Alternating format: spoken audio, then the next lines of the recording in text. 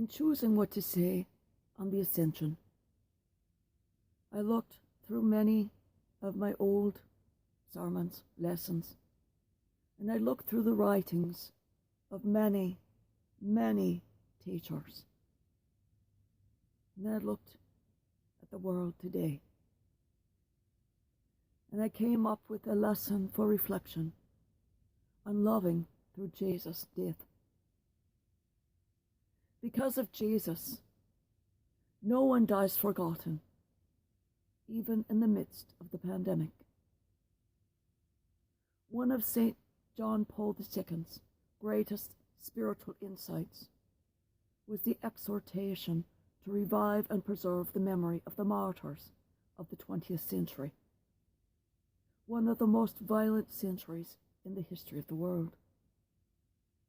Certainly, remembering in the sight of God the many witnesses of faith, we're led to remember too the countless victims, women and men of every race, time, condition, who lost their lives in dramatic circumstances, on land, at sea, at war, and in peace.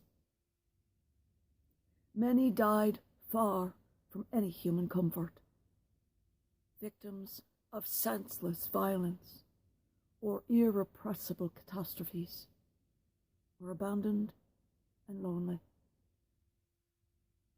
An immense cry of pain seems to rise in the silence from the dust of every corner of the world for those who have ears to hear it, as we think of the millions, even billions of people who have been forgotten. The cry of created beings who feel themselves plunging into an abyss of emptiness and oblivion. For them and with them, we too want to raise up a cry for mercy. The images of rows of coffins lined up in the churches of Lombardy, of mass graves near New York City, the thought of so very many people, especially the elderly, who have died in conditions of isolation and solitude over the past few months. These have touched us greatly, very deeply, not only because of the natural grief of relatives who are not able to experience the loss of their loved ones with human and Christian consolation, but even more so for the departed themselves, for those who have died and are dying alone. All of this helps us understand once more how precious closeness and sincere affection are in times of weakness, old age, illness. But it has also made us reflect on that fact that every death, including our own, always carries in it itself a dimension of solitude. At the end of our lives, the comfort and closeness of others becomes powerless, and no one can avoid the final journey, crossing the veil alone, except for with Christ. How can we prepare ourselves for that moment, which is the common lot of each one of us? A moment that has come prematurely for the victims of the coronavirus, but was nonetheless before them as it is before each one of us. How can we escape the anguish of falling into nothingness? Just a short time ago, we had the grace of reliving the death of Jesus Christ. Certainly, we can relive it every day by uniting ourselves sacramentally or spiritually with Jesus in Holy Communion. But Good Friday and Holy Saturday bring with them a special grace. The death of Jesus was very real and very cruel, bringing with it the experience of being abandoned by men, but also, in a mysterious way, of being abandoned by God.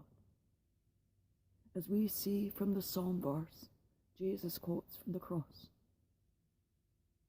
it was a death so true that it was followed by the body remaining a corpse in the tomb throughout the Sabbath day.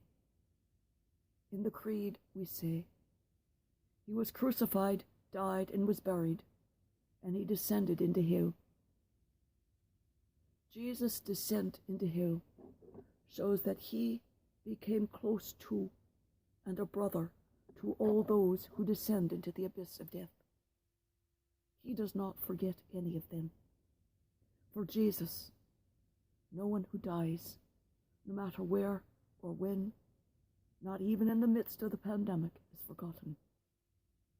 Jesus truly died, just as they did, and he died with them.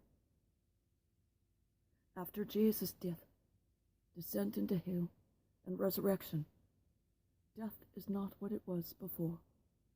"O death, where is thy sting?" St. Paul exclaims. Death can now be lived with Jesus, who reveals a love of God stronger than death, and this goes beyond solitude. Death, even the most unknown and forgotten, can become an entrustment of one's own spirit into the hands of the Father. About a week ago, at the daily Mass at Casa Santa Marta, Pope Francis, commenting on Jesus' words to Nicodemus, invited everyone to look at the crucified one. He is the central point of faith and of the Christian life. Those who have seen them will never forget the images of St. Pope John Paul II embracing the cross in his chapel a few days before his death. While at the Colosseum, the people were united with him in prayer in the way of the cross on Good Friday. There is no other way to prepare ourselves to live death than to look with it all, our soul at the crucified one, who dies with us and for us, and with our whole heart to remain in his embrace. And so, death lived with Jesus can lose its frightful aspect and allow us to perceive a mystery of love and mercy. Perhaps then we will no longer feel the urge to reject the thought of death and to erase it from our daily life. On the contrary, with faith and with the passing of time, we may become so familiar with it that death can become our sister, to use the expression of St. Francis.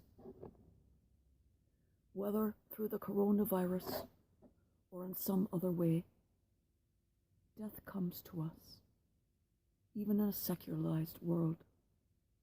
But we should not forget that, thanks to Jesus, death does not have the final word. And every death, even the most forgotten and solitary, means falling not into nothingness, but into the hands of the Father Almighty. Praise God. Praise God. Jesus has risen. Praise God.